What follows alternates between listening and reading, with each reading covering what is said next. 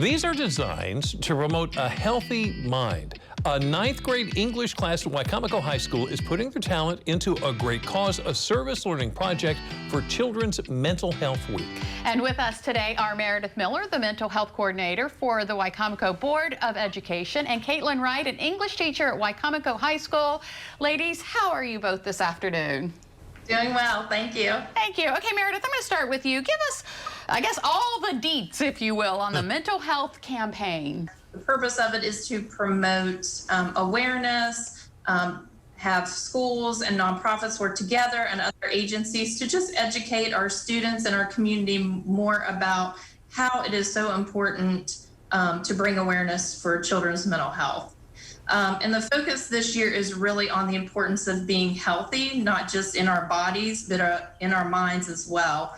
So we're really working on self-care and coping skills this year. So Caitlin, your class was kind of the brains behind the project. What kind of things did they bring to the table?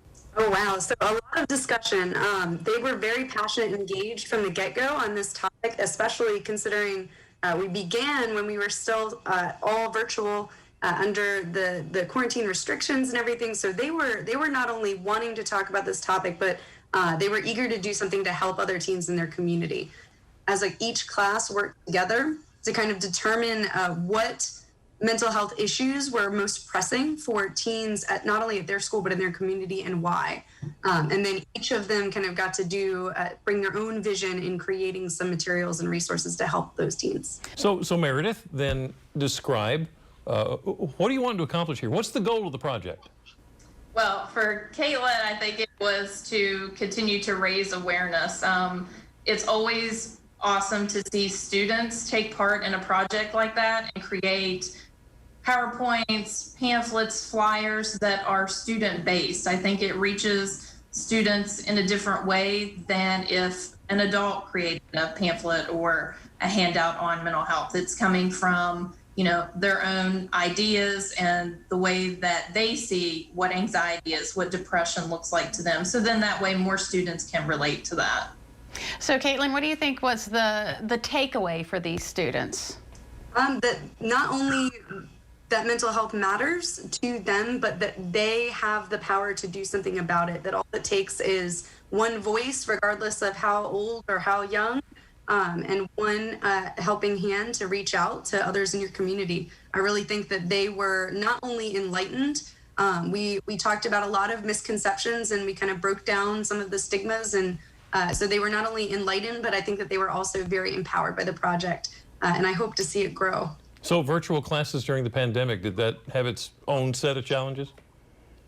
Of course, but on the other hand, it also, I think that there were some benefits to being virtual. In this case, students were able to, using the chat, they're able to ask questions and kind of go in depth more so than they can just in the regular classroom. If they have a question and they're kind of feeling a little nervous about sharing it in front of the class, they can reach out and have that direct help from the teacher. And students really did use that feature. And then also being virtual allowed us to do something really amazing with the project. And I want to thank, again, I know I've already thanked her a million times, but our city's acting mayor, Julia Glanz, was able to come and visit and speak directly to students in the classes. So she kind of talked about mental health on a local scale. And she also got to kind of do an open Q&A session, which was amazing to see, just students opening up and getting to ask their mayor what mental health matters meant to her and what the city is doing. So I don't think that could have been as easily done if we weren't virtual. And I think that there's a level of personal connection that the students were able to have by asking those questions in that virtual setting.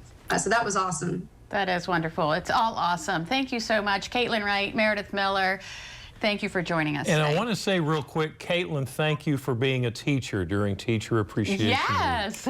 And Meredith, thank you for everything you're doing as well. Thank you. Guys, Thank you to you both.